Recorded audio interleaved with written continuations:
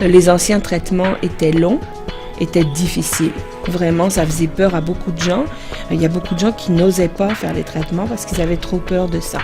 Et les gens qu'on avait sur traitement étaient tellement malades que des fois, vraiment, c'était difficile de supporter ça. Donc oui, ça change toute la face des choses.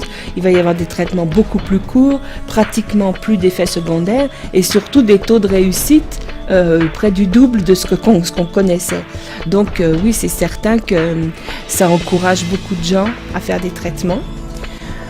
Par contre, il y a peut-être aussi une autre face à ça, c'est les traitements sont très chers actuellement, ces nouveaux traitements-là.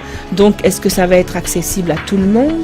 Est-ce que tout le monde pourra avoir accès à ces traitements-là? Pour l'instant, ce n'est pas le cas.